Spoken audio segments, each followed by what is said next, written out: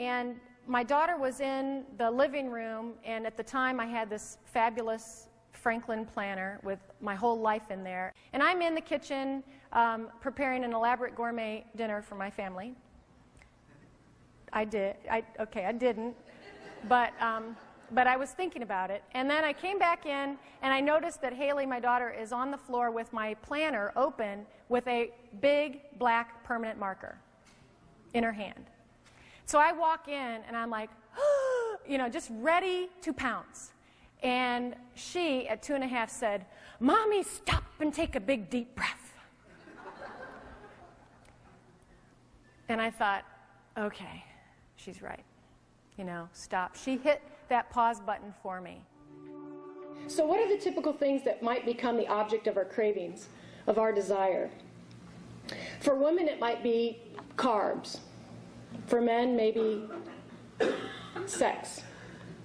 For women, it might be shoes. For men, maybe sex. For women, it could be sugar. For men, possibly sex. And for women, it could be designer handbags. And for men, even the remote possibility of sex. Now, Matt back there suggested that I might be a little unfair and one-dimensional, a lens that I was looking at men. So he said I should have at least included a sandwich as an object of a desire for men.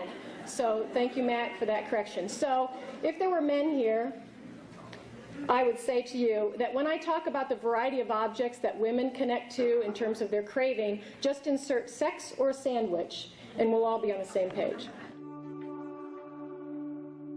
Stimulus, choice, response.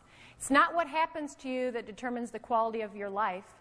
It's what you do with what happens to you. It's not the people who have the easiest life who become most successful in life. It's those who know how to respond to the trials and tribulations and the crises that occur. To all of us. That's the human condition. Allow some grieving time. As you make these radical, wonderful, fabulous, scary changes in your organization, in your restaurants, you have to recognize that you'll have some people who are hunkered down, holding on to the past. Give them a little bit of grieving time. People always ask me, well, how much exactly? That's the art of leadership.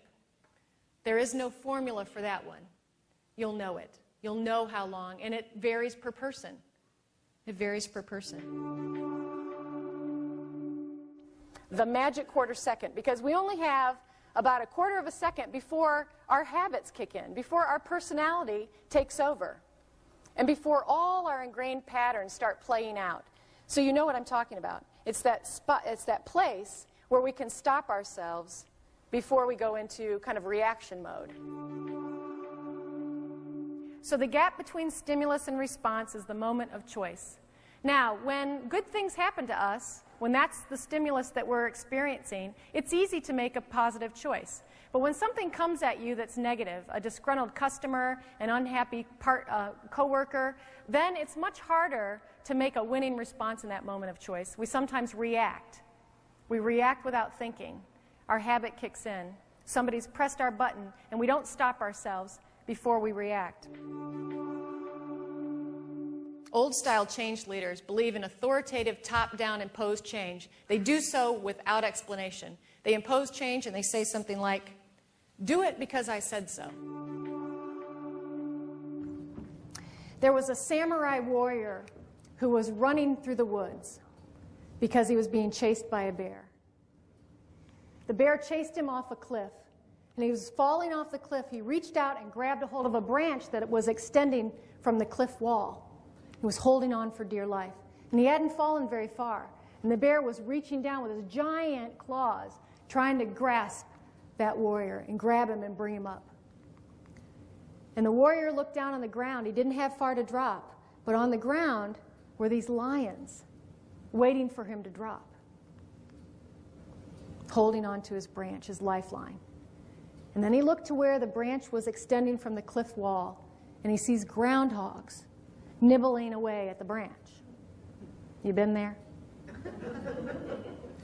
And then he notices on the end of his branch For some reason, there's this wild clump of strawberries growing there. And he reaches out with one hand and he grabs a strawberry. And he takes a bite.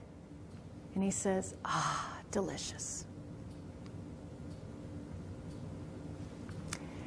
We all have bears of our past, lions of our future, and groundhogs of our present that are there all the time. But can we just enjoy the strawberry, that's right now? That's right here, right now. That's practicing gratefulness in turbulent times. That right there is practicing gratefulness.